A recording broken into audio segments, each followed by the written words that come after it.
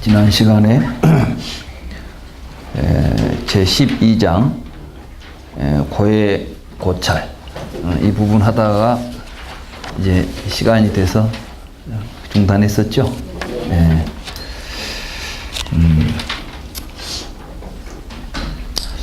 우리들의 삶에 괴로움이 있죠. 부처님께서는 그 괴로움을 이제 해결하기 위해서 우리는 어떻게 하면 고통스러운 삶으로부터 벗어나서 행복한 삶을 살 수 있을까? 그 길을 찾아서 부처님께서는 출가하신 것입니다. 어떤 사람들은 생사로부터 해탈하려고 했다 이렇게 이야기를 하는데, 이 생사는 생물학적으로 태어나서 죽는 것을 의미하는 단어가 아닙니다. 부처님께서 12연기에서도 그렇지만 생사라는 것은 우리들의 고통의 뿌리입니다. 다시 말해서 우리들이 고통을 느끼는, 괴로움을 느끼는 것은 무엇이 괴로움이냐면 우리 속에 우리는 늙어 죽어가고 있다는 인식이 여러분들을 불안하게 만들고 여러분들을 힘들게 만드는 것은 사실은 다 뭐예요? 죽음이라는 사실이 있다고 믿고 있기 때문에 그렇습니다. 그렇죠? 안 죽는다면야, 안 먹어도 안 죽는다면야, 무엇 때문에 힘들어 일을 해요? 다 먹고 살라고 하는 일들 아니에요. 그죠?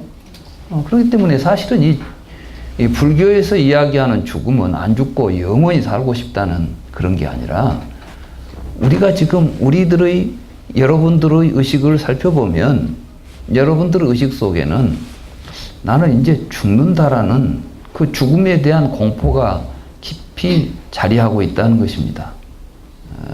그렇지 않습니까? 의식적으로는 죽음 때문에 무슨 이야기를 안 하는 것 같아도 막상 너 죽을래 하면 겁난다는 이야기지. 그죠?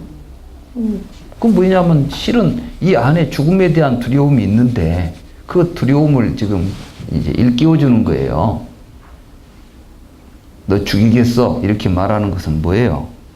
그 말은 너 겁나지? 그 말이죠. 내가 너를 죽인다면 너 겁나지? 그 이야기죠. 그러니까 사실은 우리 안에는 이런 죽음에 대한 공포가 자리 잡고 있는 것입니다. 근데 지금 살고 있는 여러분들의 삶 속에 죽음이 있는 건 아님에도 불구하고 여러분은 무언가 죽음을 두려워하면서 살고 있어요. 즉 우리의 삶 속에 죽음이 들어있는 거죠, 지금. 그래서 이 죽음의 실체를 정확하게 이해하지 않으면 우리는 죽음으로부터 벗어날 수가 없는 겁니다.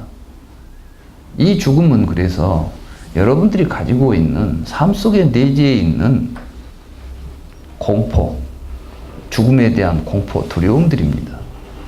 정말 죽는 일이 벌어질까요?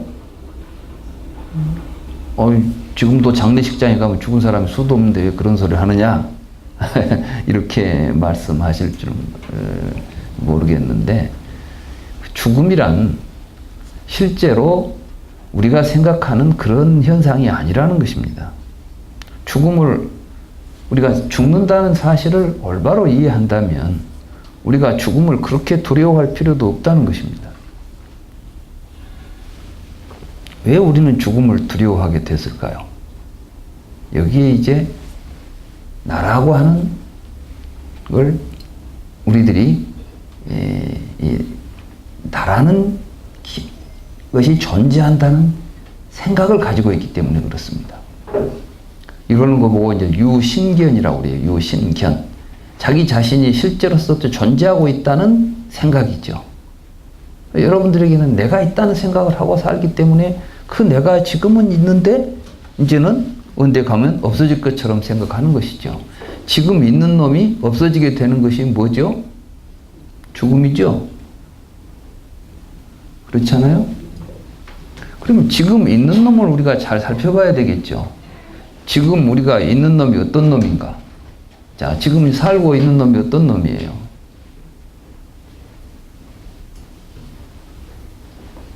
지금 이 살고 있는 놈의 실체를 보면, 그러면 태어나서 지금까지 살고 있는 놈이죠. 여러분들의 생각 속에.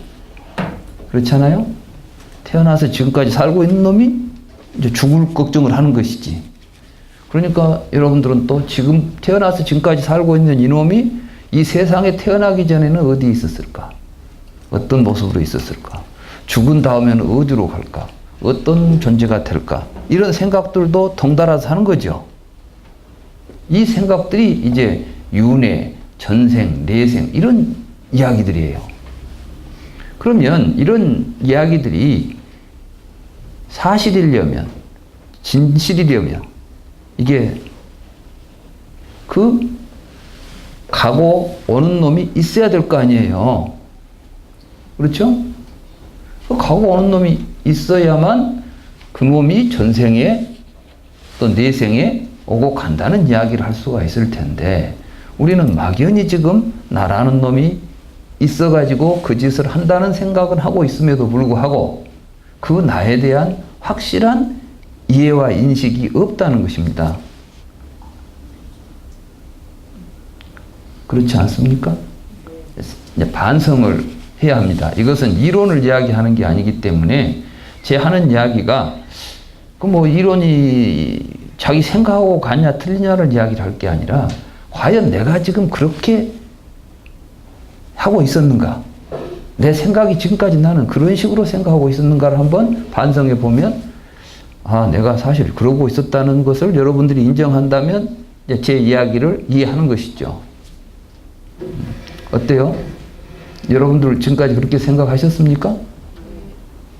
그건 남 이야기가 아니에요. 자기 이야기입니다, 지금.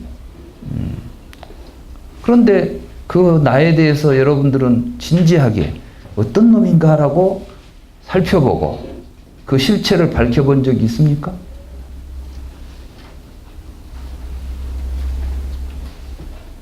없잖아요. 불교는 나를 바로 봅시다 해요. 근데 우리가 사람들이 불교는 나를 바로 보자는 이야기를 하면서도 어떻게 보는 것이 나를 바로 보는 것인지에 대한 이야기는 또 별로 없죠. 그냥 말만 있는 거야. 그냥 나를 바로 봅시다. 나를 바로 봅시다. 어떻게 하는 것이 나를 바로 보는 것입니까? 사실은 12연기를 관찰하는 것이 나를 바로 보는 것이에요. 그러니까 부처님께서 12연기를 설하신 것이 바로 우리들 각자를 바로 보자는 것입니다. 그럼 우리 각자는 어떤 나냐? 첫째, 우리는 나를 보고 있으니까 나는 지금 늙고 죽는 문제 때문에 괴로워하고 있더라는 거예요. 그렇잖아요. 늙고 죽기 때문에, 이 문제 때문에 괴로움에 빠져 있는 내가 있습니다. 여러분은 지금 죽지 않았어요. 그러니까 여러분들에게는 노사가 없습니까? 여러분들의 마음속에 지금 내가 죽을 일이 있는 거예요. 지금 내가 죽을 일이 걱정스럽게 있는 거예요. 지금 안 죽었지만, 아니 죽어버리면 그 문제는 없어져. 또 이상하게, 그죠? 죽어버린 다음에는 죽을 일 걱정 않겠지만 살아있기 때문에 지금 죽을 일을 걱정하고 사는 거예요. 내가 태어나서 살고 있기 때문에 죽을 일을 걱정하고 살고 있다니까. 그것이 생을 연하여 노사가 있다. 지금 우리 현실이 태어나가지고 지금 이렇게 사는 가운데 늙어 죽은 이런 것들을 걱정하는 현실이 지금 벌어지고 있는 겁니다. 그러니까 이 노사는 내세의 이야기가 아니에요. 지금 현재 우리들이 처해 있는 현실인 겁니다.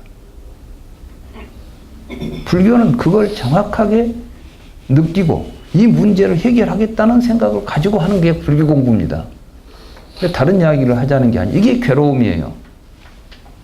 자, 그러면 무엇 때문에 이게 있는가 보니까 그 태어나서 늙고 죽는 놈이 하나 있어가지고 지금 태어나서 늙고 죽는다는 생각에 우리가 빠져 있는 거죠. 이게 이제 자기 존재죠. 유. 이게 이제 유예요, 유. 그 유를 정확하게 분석해 보는 겁니다. 도대체 어떤 놈이 있어가지고 태어나서 죽는 것일까? 그래서 우리는 지금 태어나서 죽는 놈이라고 의심이 되는 5 용의자를 이제 잡은 거예요. 이게 뭐냐면 오온이에요. 오온. 아시겠어요? 그러니까 이제 오온 이야기를 자꾸 하는 거예요. 왜? 우리가 지금 범인을 잡으려고 했는데 용의자가 5명이 나왔어요. 그러면 5명을 놔두고 이제 계속해서 이놈은 무슨 짓을 했는가, 이놈은 어떤 놈인가 이렇게 우리가 추궁을 해야 되잖아요.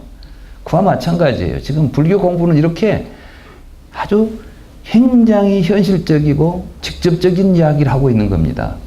추상적인 이야기, 못 알아들을 이야기, 신비한 이야기를 하는 게 아니라 그때 이제 우리가 나라고 생각하는 용의자 5이 색수상행식이라니까요.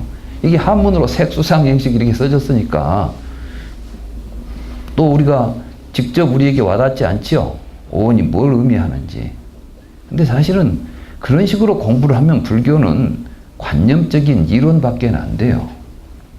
그 오온이 직접 무엇을 의미하는지를 여러분들의 몸으로 여러분들 자신이 스스로 그것을 보아야 돼요. 오온이 무엇인지를.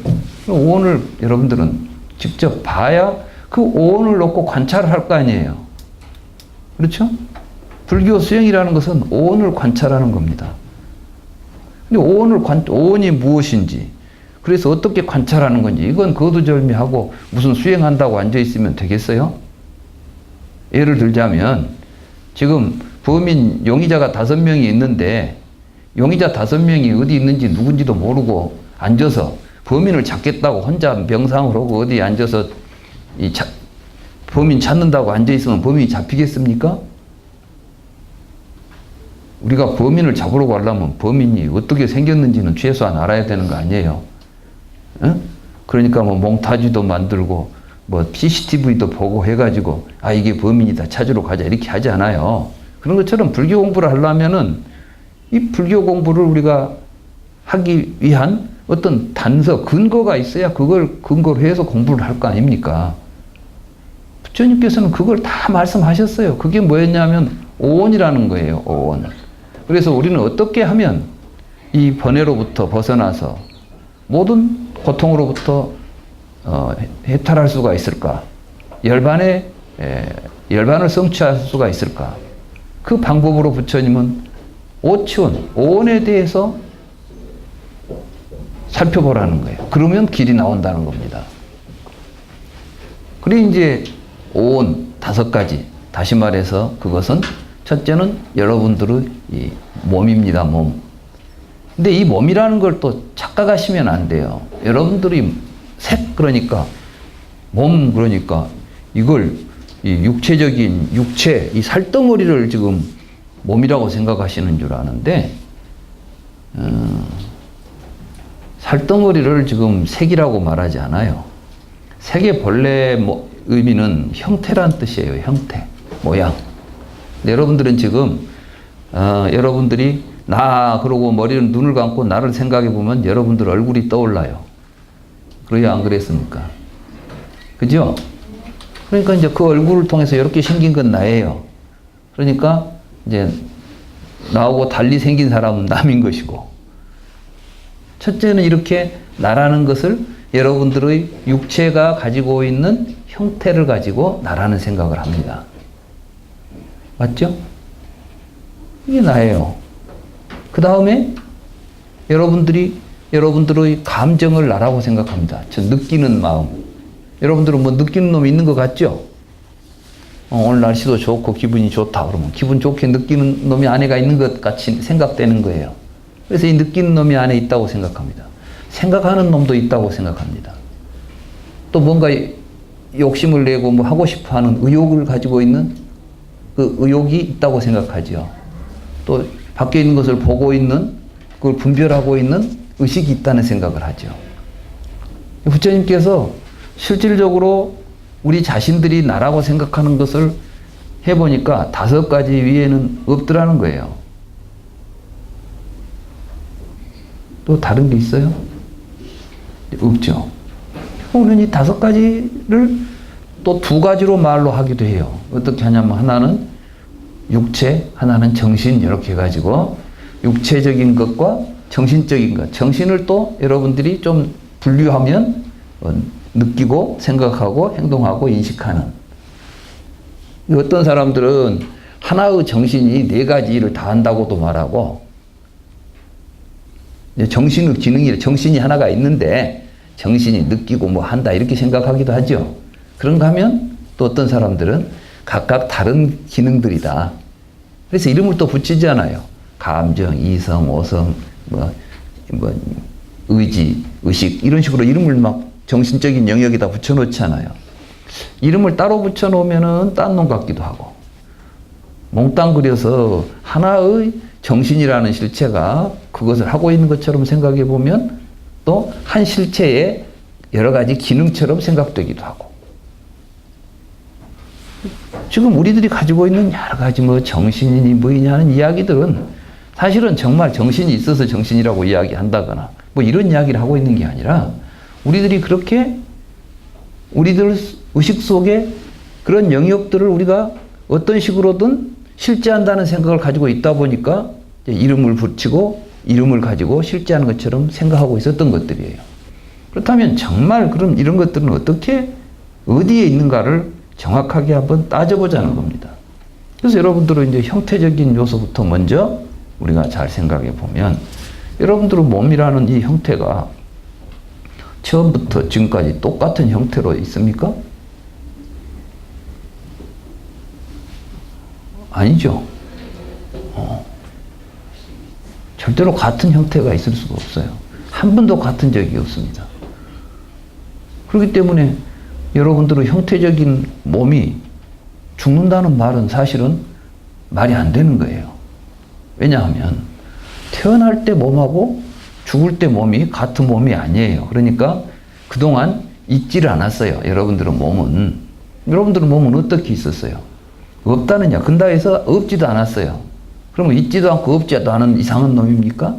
아니에요. 그건 뭐냐면 여러분들이 살면서 먹어주고 운동해주니까 몸이 그 상태로 있었던 거예요. 그러니까 계속 먹여주고 운동해주고 한 결과가 지금 이런 몸의 형태로 계속 유지되고 있었던 것이지, 몸이란 놈이 세상에 태어나가지고 음식을 먹으면서 큰 놈이 아니야. 우리는 마치 내가 세상에 태어나가지고 음식을 먹고 운동을 해가지고 자라나고 컸다 이렇게 말하죠. 근데 자라나고 큰 놈은 없어요. 우리가 몸이라는 이름을 붙여놓으니까 계속해서 딴 것들이요. 말하자면 여러분들의 몸속에는 부모님이 준 어떤 것도 안 남아 있어요. 현재. 그러니까 뭐 신체 발부는 수지 부모라, 불가미 훼손이 효지 시야라 그러는데 그 말은 성립이 안 돼. 왜냐하면 이 몸을, 부모님이 준 몸은 조그마한 핏덩어리에 지나지 않았지만 지금 몸은 여러분들이 먹고 운동해가지고 새롭게 변해버린 몸이에요. 그렇죠? 자, 이런 걸 보고 무상하다라고 말하는 거예요. 무상하다. 그런데 자꾸 그 무상한 놈 속에다가 나라는 생각을 잡고 있으니까 어때요? 괴롭잖아요. 그 무상한 놈이 계속 그 상태로 유지가 안 되는 것이 늙어가는 것이고, 언젠가는 그 놈이 없어져 버리는 것이 괴로움이에요. 근데 여러분들은 지금 그 놈을, 무상한 놈을 나라고 붙잡고 있으니까 태어나서 죽은 다음에 어떻게 될까 이런 고통들이 일어나잖아요. 그래서 오는 무상하다. 무상하기 때문에 괴롭다. 이렇게 이야기를 해요. 그럼 이제 괴롭기 때문에 우리는 뭘 해야 됩니까? 도대체 이놈이 어떤 놈이냐고 또 실체를 이제 살피는 거예요. 그러고 보니까 실체가 없더라는 겁니다. 이게 무아예요. 그러니까 이제 경에 보면 오는 무상하다. 무상하기 때문에 괴롭다. 괴롭기 때문에 무하다. 이렇게 이제 이야기가 진행이 됩니다. 근데 저는 처음에 오는 무상하다. 근데 무상하기 때문에 괴롭다는 이야기를 나는 도대체가 왜 무상하니까 괴롭죠? 논리적으로 무상하니까 괴롭다는 것은 말이 안 되는 이야기입니다. 또 괴로우니까 무하다. 이렇게 이야기가 돼요. 그래서 이상하다. 왜 괴로운 것이 또 무하지? 논리적으로 진행되는 것처럼 언어는 진행되는데 실제로 우리가 논리적으로는 무상하니까 괴롭고 괴로우니까 무한은 아닌 거예요. 그죠? 근데 이것은 어떤 거냐 하면 그러니까 이제 이런 식으로 불교를 개념적으로 보고 있으면 좀 말이 안 돼. 그런데 이거는 어떻게 접근해야 되냐 하면 그 문제의식을 가지고 있는 사람이 그 문제를 직접 해결하려고 할 때, 실천적으로 해결하려고 할 때 이게 이제 앞뒤가 맞는 거예요. 어떻게? 지금 우리가 나라고 생각한 놈이 지금 있잖아요. 근데 이놈을 내가 오온을 관찰해 보니까 무상해요. 아, 그 무상함 때문에, 그 무상하기 때문에 늙어 죽음이 일어나고 있잖아요. 고통이 일어나고 있구나. 그렇죠? 내가 태어날 때 그 모습을 갖고 계속 그대로 늙지도 죽지도 않고 있다면요. 뭐가 괴로움이 일어나겠어요. 지금 내가 괴로움은 무엇 때문에 일어난 거예요? 그 나라고 하는 놈이 무상하기 때문에 일어난 거 아니에요. 그런데 그 괴로운, 내가 괴롭다는 이 괴로운 사실을 통해서 괴로움을 해결하려고 이제 그 무상한 나를 들여다보니까 그 안에 계속 내가 변해간 줄 알았는데 변해가는 실체로서의 자아가 있어요, 없어요? 그렇습니다. 이제 괴로움을 느낀 사람은 그 괴로움을 해결하기 위해서 오늘 다시 통찰할 때는 그 안에 자아 없음을 보게 돼요.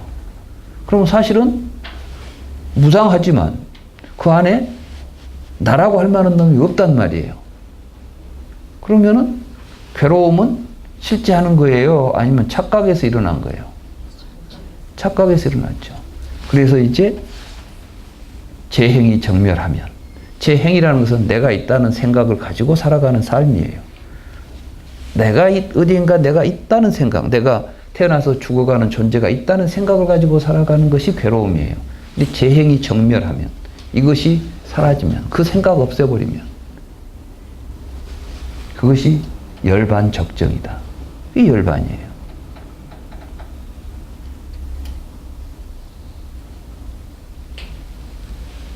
그러니까 이제 우리가 재행무상, 재법무화, 일체계고, 열반적정 이렇게 이야기하잖아요.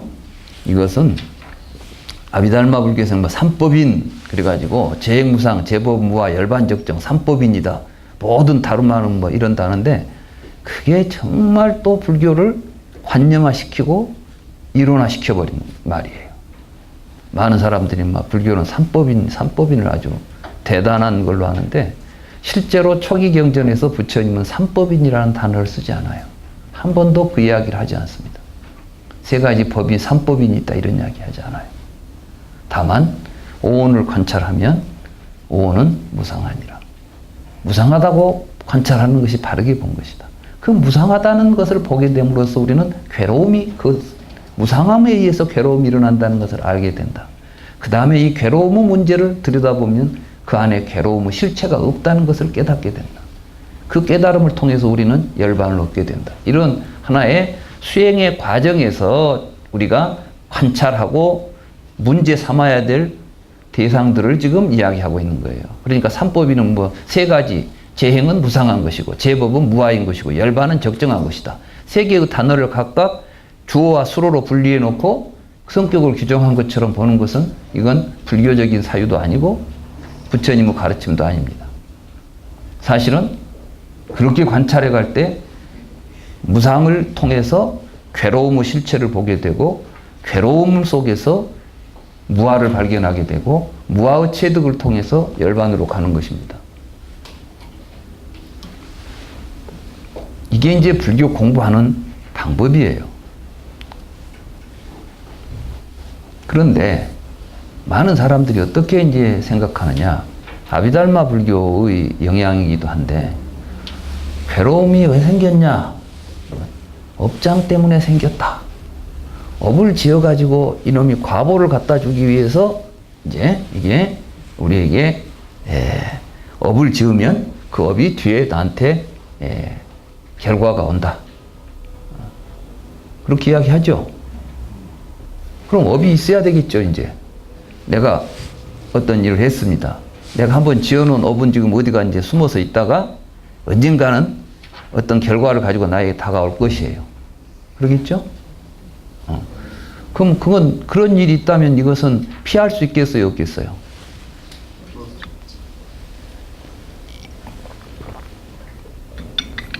이렇게 되면 이제 숙명론이 됩니다. 한번 내가 지어놓은 업은 반드시 내가 받아야 돼요. 그렇죠? 지금 전부 불교를 이제 그런 식으로 이해를 해요. 그래서 이제 업 이론이 엄청 복잡하게 전개가 됩니다. 근데 지금 여기서 업에 대한 괴로움에 대한 고찰하는 것은 내가 지은 업을 통해서 만들어 놓은 괴로움이 있다면 업을 통해서 괴로움을 만들겠죠? 그 괴로움이라는 놈이 또 받는 놈은 또 어떤 놈입니까? 그럼 내가 지어갖고 내가 받습니까? 아니면 뭐 남이 지어놓은 걸 내가 받습니까?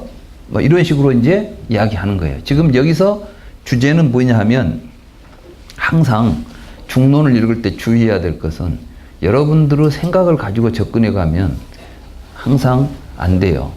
왜 안 되냐 하면 여러분들의 생각은 지금 내가 업을 지으면 괴로움 있고 괴로움을 내가 받을 것이다 이런 생각을 하고 있어요. 그런 생각을 지금 여기서 부수는 데 목적이 있는 거예요. 여기에.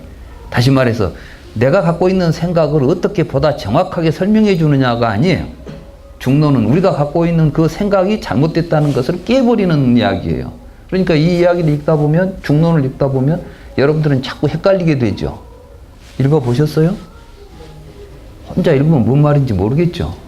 왜 이런 소리를 하고 있는지 여기서는 이야 도대체 이게 무슨 글이나 되는 것인지 소설도 아니고 뭣도 아니고 뭐 이런 걸 훌륭한 책이라고 하는지 그럴 거예요. 왜 훌륭하냐 하면 다른 여러분들이 이해가 잘 되는 이야기들은 여러분들의 생각하고 같은 것만 하는 거예요. 그러니까 이제 그런 책을 읽으면 여러분들이 발전하는 게 아니라 여러분들의 생각이 굳어질 뿐이에요. 아시겠어요? 왜냐하면 자기 생각을 여러분들이 옳다고 한 것은 자기 생각하고 같으면 옳다고 그런다니까요. 그러니까 이제 옳다는 생각만 계속 나에게 내 생각을 옳다고 확인해주는 이야기들만 계속 듣다 보면 결국은 그 견해 속에 빠지고 집착하고 벗어나지를 못하는 거예요. 거기로부터 지금 우리를 그러한 편견이나 그러한 생각, 잘못된 사견으로부터 우리를 지금 구제하려고 하는 그 사견을 깨트리려고 하는 것이 중론의 목적이다. 이렇게 이제 생각해야 됩니다. 그래서 이 고를 뭐 지어서 받냐 하나 이런 것들은 몇 가지가 이 이야기가 이제 여기서 지금 고는 스스로 지은 것입니까? 다른 사람이 지은 것입니까? 이런 물음을 던졌죠? 이 물음 자체가 여기서는 반성돼야 돼요. 여기서 여러분들한테 이 물음을 던지면 여러분들은 그래? 정말 내가 지은 걸 받는 걸까? 딴 사람이 짓는 걸 받는 걸까? 그 중에 하나의 답을 구하려고 하죠. 그렇지 않아요? 근데 지금 중론에서는 누가 지어서 누가 받냐는 답을 이야기하려고 하는 것이 아니라 그렇게 물어보는 말이 안 되는 소리를 하고 있다. 그 이야기를 하는 거예요. 그러니까 여기서 뭐 다른 답이 없어. 그러면 왜 이런 이야기를 하느냐?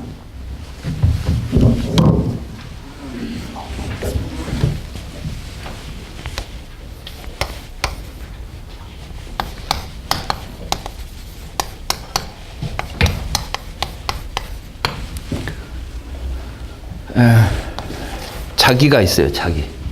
내가 업을 지어서 고를 받는다. 그러면은 이 고는 나한테 있는 거예요, 없는 거예요? 내가 업을 지었더니 괴로움이 밖에가 생겨가지고 그 괴로움이 나한테 와서 내가 이제 오늘 받으러 가는 거예요, 이제. 여러분, 자, 작자고. 작자가 업을 지어 놓은 다음에 뒤에 가서 받지요. 뭐 이런 이야기 아니에요. 그러면 작자가 수자하고 같습니까? 다릅니까? 이런 이야기예요, 지금. 그죠? 그러면 지어가지고 지가 받냐? 업은 딴 사람이 지어놨는데 괴로움은 내가 받냐? 뭐 이런 문제를 가지고 지금 논의하려고 한다면은 첫째는 작자로서 자기가 존재해야 되겠죠. 그 다음에 짓는 업이라는 것도 이제 정해져 있어야 되겠죠. 다시 말해서 이 업은 얼마짜리 업이에요. 네, 이 업을 지으면 고통이 얼마만큼 생겨 이런 게 딱 정해져야 되겠죠. 그 다음에 이제 괴로움이 이 업에 따라서 괴로움이 양이 정해지겠죠. 어떤 업을 짓냐에 따라서 괴로움이 정해질 거 아니에요. 매우 우리는 수학적으로 생각하는 거야. 그러니까 이제 사실은 인간들이 하는 논리적 생각이라는 것은 매우 수학적 생각이에요. 그래서 수학하고 논리는 똑같아요, 구조가. 자인학교 같은 데서는 이게 정확하게 있어요. 또 브라만교도 그러죠. 아트만 있어가지고 업을 지어서 그 업의 결과를 받아야 될 거 아니에요. 이런 것들이 이제 이 세 가지가 그러니까 실체 시대입니다. 실제 있는 것 시대. 그러면 자인학교 같은 경우에는 이제 살생 같은 건 아주 중요한 업이어서 살생을 하면은 이 까르마라는 물질이 까르마라는 이게 업이 그냥 행동하는 그게 아니에요, 지금.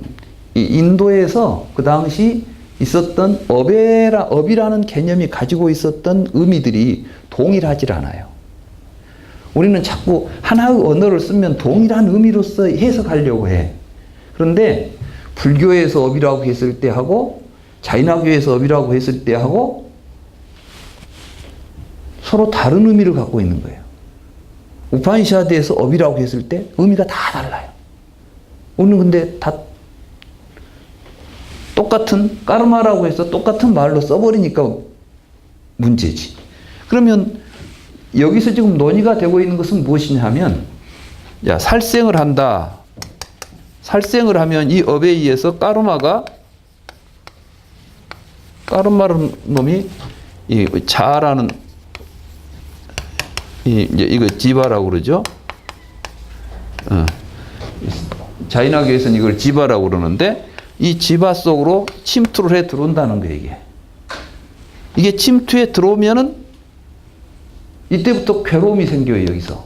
그러니까 이제 권은 까르마가 소진할 때 나타나요. 그러니까 우리 안에 들어오면 까르마가 붙어. 까르마가 몸에 붙으면은 까르마로 인해서 영혼, 순수한 정신적인 실체였던 지바한테 물질적인 것이 와서 붙어요. 뿌드갈라라는 게. 뿌드갈라가 붙으니까 여러분들은 몸을 갖고 있는 거예요. 자인학교에서는 그렇게 설명을 해요. 그러죠?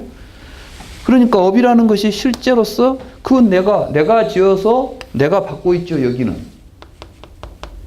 그 괴로움을 이제 받고 괴로움이 다 끝나고 난 다음에는 까르마가 빠져나가면서 괴로움이 일어나는 거예요. 그러니까 만약에 이 까르마가 살생은 10이다. 그러면은 내가 한번 살생을 해가지고 내 몸 안에 들어온 까르마가 10g짜리 까르마가 들어왔으면 이 10g이 언젠간 다 나갈 때까지 나는 10g에 상당하는 고통을 받아야 돼요. 대가를 치러야 돼. 그러니까 고행을 해버리는 거야. 빨리 나가라고. 그러면 떨어져 나가버릴 거 아니에요. 그러면 해탈한다고 생각하는 거예요. 지금 이런 사고방식을 가지고 이야기를 하니까 이제 부처님이 지금 여기서 대답을 안 했죠. 까사빠라고 하는 아젤라 까사빠, 아지라 가섭이라고 하는 그 바라문이 와서 부처님에게 물었다 그랬죠. 그 성질 급한 바라문, 부처님에게 설법을 듣고 깨우치고 가다가 소에 받쳐 죽은 바라문 이야기예요. 그런데 부처님은 지금 이 무한대, 작자가 없다. 그런데 업을 통해서 뭐 내가 괴로움을 받냐 이런 건 이치에 맞지 않다 그랬어요. 그러니까 다시 물었어요. 뭐 업을 보면 내가 짓습니까? 남이 짓습니까? 뭐 같이 짓습니까? 이게 전부 다 그런 일은 없다. 이런 식으로 지금 부처님이 대답을 안 하니까 그러면 당신은 괴로움이 세상에 없다고 말합니까? 이렇게 말했잖아요. 이제 부처님이 지금 괴로움이 없는 건 아니에요. 괴로움을 정확하게 괴로움이 왜 일어나는가? 뭐 이걸 정확하게 알자는 것이지 뭘 전제해가지고 괴로움 문제를 지금 논의하는 게 아니에요. 자, 우리에게서 괴로움은 어떻게 일어나는가를 정확하게 보자는 겁니다. 그때 부처님은 연기법을 이야기해요. 왜 괴로움이 일어나는가? 그러니까 무명 때문에 일어난 것이에요. 12연기면 무명을 연하여 행이 있고 뒤에 가면 뭐가 있으면 노사, 우비, 고뇌, 순대, 고취집, 손 괴로움 덩어리들이 다 무명으로부터 일어난 것들이다. 이렇게 설명했죠. 그건 내가 지었다고 했습니까? 남이 지었다고 했습니까? 거기에는 뭐 누가 지었다는 말 없죠. 예. 여러분들에게 고통이 일어날 때 그 고통은 무지 때문에 일어납니다. 그렇기 때문에 무지를 정확하게 이해하고 여러분들이 그 어리석은 생각을 버리고 살아갈 때는 괴로움은 나타나지 않습니다. 문제는 왜 그러면 자꾸 옛날에 어떤 괴로움들이 계속 반복해서 일어날까요?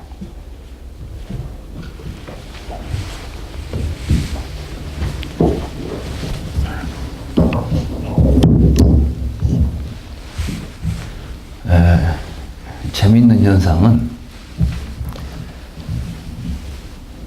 사람마다 괴로움을 만들고 느끼는 패턴이 있다는 거예요. 사기를 당한 사람이 비슷한 사기를 또 당해요. 한 번 당했으면 안 할 것 같은데 또 해요. 어떤 괴로움을 느낀 사람은 동일한 종류의 그 동질의 괴로움들을 계속 느끼게 돼요. 왜 그럴까요? 그게 이제 연기법에서 설명이 돼요.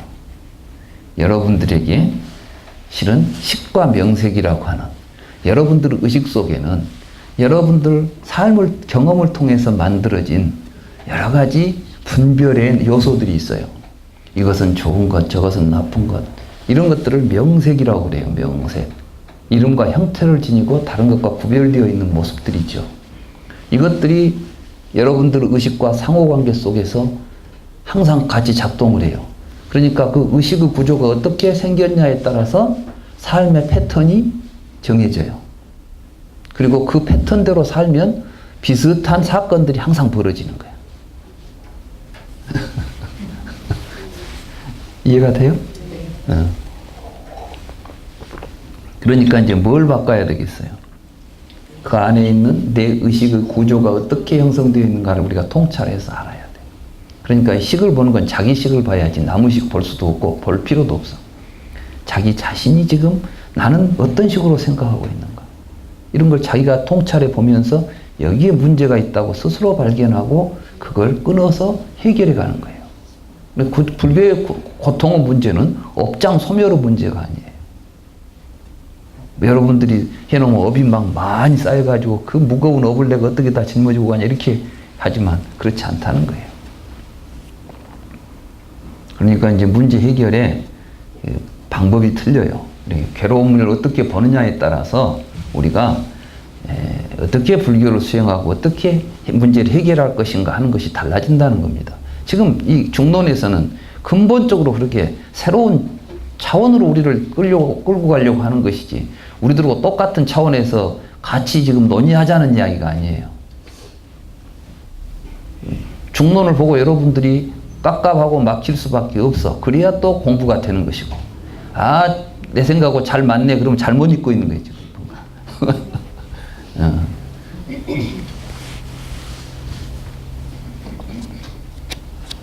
제가 어려서 경험이 그래요.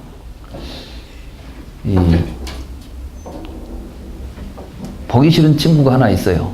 학교만 가면 꼭 그 녀석이 뭐 시비를 걸고 그 여고만 있으면 기분이 안 좋아. 그러니까 한 반이요. 그런데 한 반이니까 같이 앉을 수도 없고 날마다 보게 되는데 보기 싫어 죽겠어요.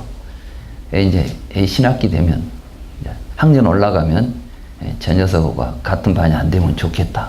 근데 정말 그 녀석은 딴 반으로 갔어요. 그래서 이제 새 학기가 됐는데 살다 보니까 그놈하고 비슷한 놈이 또 있는 거야. 그런 경험 있어요, 없어요? 그럼 지금 그 사람이 문제입니까? 그런 것을 보고 그 못 견뎌하는 내가 문제입니까?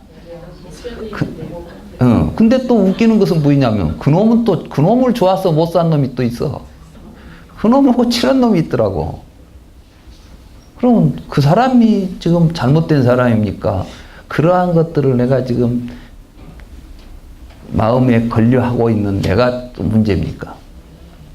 여러분이 집에서나 어디 가서 다른 사람을 보고 식구들을 보고도 우리 남편은 왜 이런가, 내 자식은 왜 이런가 이렇게 생각하는 것은 사실은 그가 문제가 있는 게 아니에요. 그렇게 보고 있는 게 문제다니까. 내가 지난 시간에 이야기했죠. 김진수 씨의 시. 여러분이 부른 대로 존재하는 것이요. 그러니까 여러분들이 잘 불러줘야 돼요. 그러니까 막 남편한테도 부인한테도 이 왼수야 이렇게 부르면 여러분은 평생 왼수하고 살아야 되는 거예요. 아, 이거 고마우신 분, 은인 이렇게 생각하면 여러분은 항상 고맙고 은혜로운 분하고 같이 사는 것이고, 자식을 볼 때에도 자식을 귀하고 소중하고 참 훌륭하다고 생각하고 있으면 훌륭하게 커요. 되는 거예요. 이 본대로 된다니까. 이게 이제 이런 이야기예요. 그러지 이 괴로움을 아이고 저 어떻게 저 업장을 다 이제 갚아내고 그 이제 자꾸 불교 공부들을 했다는 사람들이 어떤 생각을 하냐 그러면은 뭐 자식이나 뭐 친구가 마음에 안 들면 내 전생이 업이 그랬는가 보다. 없이자 그러고 막 참고 하는 거예요. 근데 참고 하는 건 수행 아니에요. 이거 수행은 참는 것 아니야. 깨우치고 해야지. 깨닫고 해야지. 아시겠어요? 참으면 병됩니다.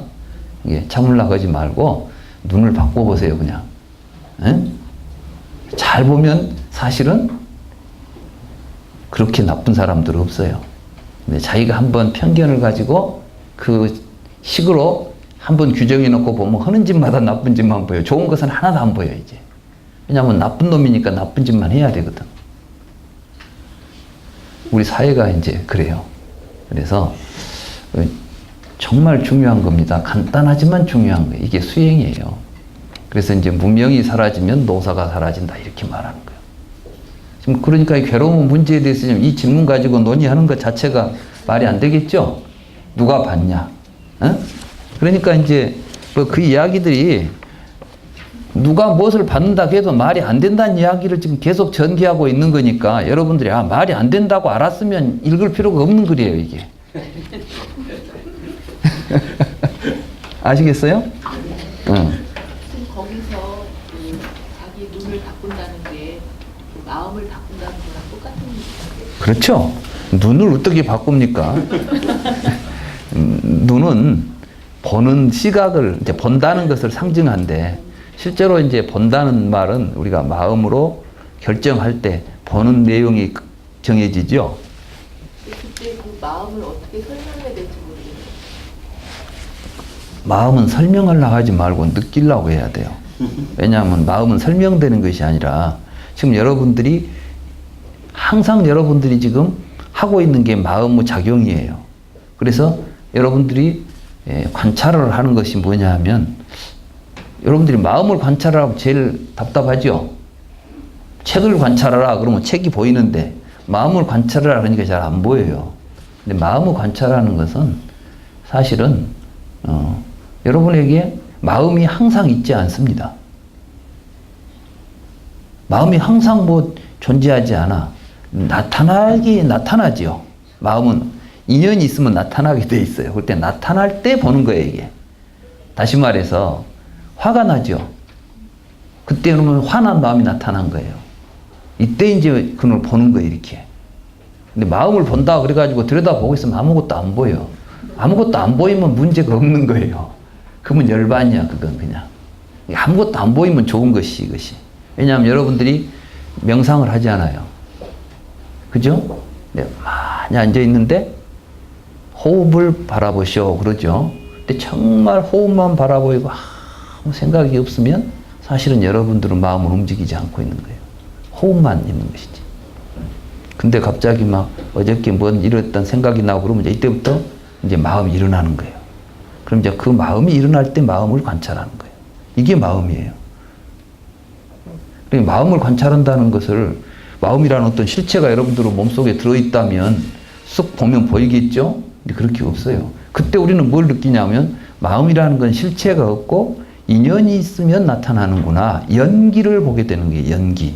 그래서 결국 우리가 사념처나 오온을 관찰을 통해서 결론 뭐이냐면 이것은 실체적으로 존재하지 않고 어떤 조건에 의해서 일어나고 있다. 근데 그 조건의 가장 밑바탕에 뭐가 있느냐?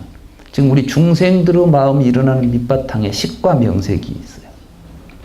식과 명색이. 그래서 부처님이 이제 내가 깨닫기 전에 연기를 사유하다 보니까 식으로 식이 명색의 식이 있기 때문에 명색이 있다. 근데 식은 무엇 때문에 있을까? 아, 식은 또 명색 때문에 있구나. 이건 서로 같이 의존하고 있으면서 어떤 것도 실체가 아니에요. 같이 일어나고 있구나. 그것을 지금까지 모르고 살았구나. 이게 이제 무명행이에요. 그러니까 무명행은 별다른 의미가 없어요. 부처님의 사유 가운데서 식의 원인은 무엇인가를 생각해 보니까 행에 있다 이렇게 가지 않아요. 그러니까 무명행은 뒤에 붙어. 왜냐하면 아 내가 지금까지 이걸 모르고 살았네. 그러니까 식과 명색이 의존하고 있다는 것을 알고 보고 있는 것이 수행이에요. 이 자리를 잘 관찰하면 그 행이 끊어지는 거예요. 무지의 행이. 이게 무명이 멸하고 행이 멸하니까 식이 멸해서 명색이 멸하더라 이렇게 가는 거예요. 그러니까 12연기 12개의 지분이 하나하나 다 무엇이 존재가 있어가지고 무명이라는 존재에서 행이라는 존재가 나타나고 이런 식으로 해석을 하면은 12개가 꼭 있어야 되지만 사실 이것은 우리들이 이제 무명이라는 것이나 행이라는 것은 상황이에요. 내가 무지한 상태에서 행동을 한 거죠. 여러분들이 하는 모든 행동이 무지한 상태에서 한다는 것은 무엇이냐면 실체로서 자아가 없는데 자아가 있다는 생각을 가지고 하는 것이 행이에요. 그러니까 그 행이 왜 일어나요? 무지하기 때문에. 12연기는 이렇게 해석해 가는 거예요. 그러니까 그것은 여러분들 스스로가 식과 명색이 상우존하고 있다는 것을 깨닫는 순간 여러분들은 무명이 사라지고 그 무명이 사라진 상태에서 실제로 이제는 분별하지 않고 살려고 해야 되겠죠. 이름과 형태로 분별하려고 하지 말라는 거예요. 그럼 아무것도 분별하지 말라는 말입니까? 아니요. 그대로 보라는 거예요. 있는 그대로. 그럼 한번 이제 예를 들어서 여러분이 이제 집에서 우리 이제 집안 문제가 제일로 큰 문제더라고 요새는. 그죠? 별로 바깥 문제는 바깥의 사람들은 안 보고 살면 돼. 근데 이 집안 식구들은 안 보고 살 수가 없어. 날마다 봐야 돼. 그러니까 이 날마다 보는 식구들이 날마다 좋은 모습으로 보이면 행복하고 볼 때마다 왼수로 보이면 이건 고통스럽죠. 그런데 우리가 이제 참 해야 될 게 뭐냐면 집안부터 극락을 만들어야 될 거 아니에요. 그죠? 제가 오늘 이제 이 고우 문제가 나왔으니까 이제 집안 극락 만드는 법을 제가 알려드리려고 하는 거예요. 이제부터 지금까지 여러분들이 가지고 있었던 식구들에 대한 생각을 일단 지워요. 그리고 사실로서 본 것이라기보다 사실은 여러분들이 만들어서 본 것들이 대부분이에요. 그죠? 그 다음에 있는 그대로 보세요. 뭐 하면 하는구나 이렇게 보세요. 그러지 아이고 또 하는구나 이렇게 보지 말고 여러분들은 뭐 하면 또 하는구나 그래요. 말하자면 아침에 일어나서 일어나는 행동 하나도 사실은 누구나 다 무의식적으로 습관화된 행동들이 있어요. 근데 그것이 마음이 안 거스릴 때는 아침에 일어나서 행동하는 것부터서 또 저러는구나 이런 생각을 하게 되죠. 그러면 이제 그때부터 여러분들의 마음에는 고통이 일어나요. 그죠? 그러고 나서 계속해서 그것만 보이는 거야. 또 언제 하는가 보자. 또 하는구나. 사실 그거 말고도 많은 좋은 일을 하고 있는데 그건 다 안 봐요 이제. 그건 당연히 해야 될 거야 그냥. 뭐 저런 것도 안 해? 이렇게 생각하죠. 근데 그렇지 않습니다. 그래서 이제 그런 눈을 버리고 보면 그러면 이제 저 사람은 저렇게 습관이 돼가지고 의뢰 저렇게 하는구나. 저 사람은 저렇게 하는 것이 몸에 이거 있구나라고 이해해야 돼. 그런데 그걸 왜 내 마음에 안 맞게 하냐? 그러면 나는 그 사람한테 마음에 맞는 행동만 합니까? 저는 안 해. 그러면서도 상대는 해주기를 기다리는 거예요. 이게 얼마나 잘못된 일인데도 불구하고 대부분의 사람들이 그렇게 살아요. 이게 아집이에요. 그리고 무지고. 무명행 때문에 식과 명색이 계속해서 증장을 해, 이제. 그래가지고 아주 왼수 같은 식구들만 집안에 드글드글 하는 세상이 만들어져요.